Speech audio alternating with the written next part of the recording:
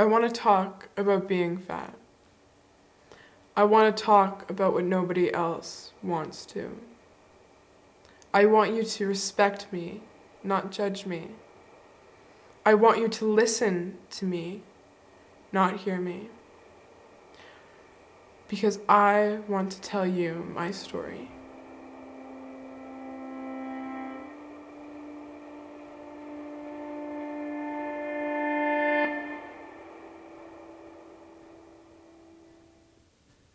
So it all started when I was put on medication when I was 6. One of the side effects for it was that I had a never-ending appetite and I was always hungry.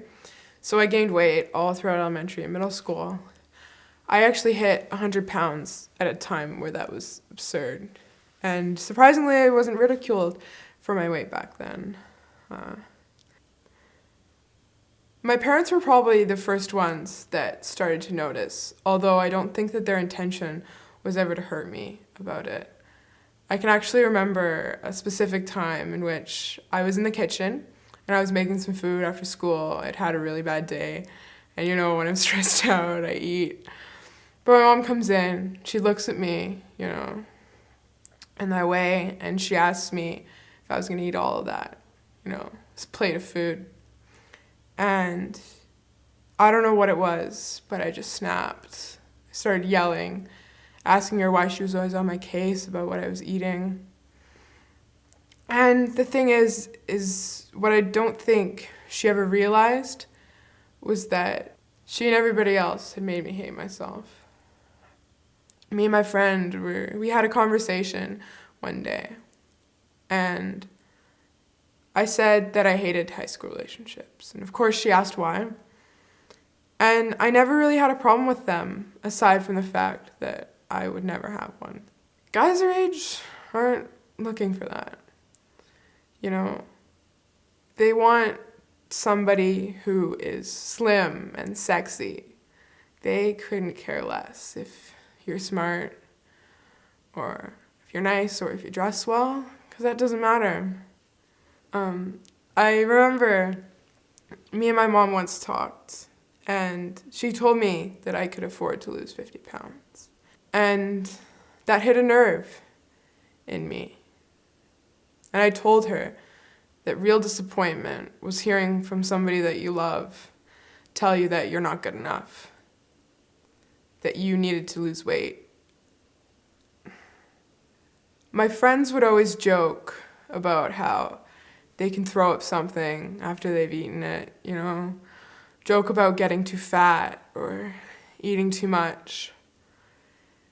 And it's hard to listen to when you're the only one not eating and you're the one that purges after every meal. And nobody would ever think to realize that because you're not skinny. How could you ever be bulimic? It would never cross your mind. And then things just got progressively worse. Instead of my weight nagging me in the back of my head, it had become a serious problem. It became front and center in my life, and it was all I could think about. I couldn't focus on anything else, just hating myself and trying not to look in the mirror because I would be repulsed by what I saw. And I would go on the scale twice a day, once in the morning when I got up, and then before I went to sleep at night. And I was never happy with what I saw. There was no magical number in which I felt satisfied. And on one of those nights, when I looked down onto the scale, instead of looking at it and being unsatisfied, it was like my whole world came crumbling down. I ran out of the bathroom, and I ran down the stairs, and I went out onto the street. I didn't stop running. I didn't have anything in my head, and all I could feel was the cold, wet pavement slapping against my feet. And then I dropped to the ground, started crying, and I couldn't take it anymore. And so I sat out there and I thought for a really long time. I went to therapy because I realized that I was at a point where I was done. I couldn't take it anymore. My life kind of was spiraling for a little while until I found myself in that room finally getting rid of my problems. What I came to learn was that the only way I would be happy was if I found that within myself and to learn to love who I was. And that's all that I've ever wanted.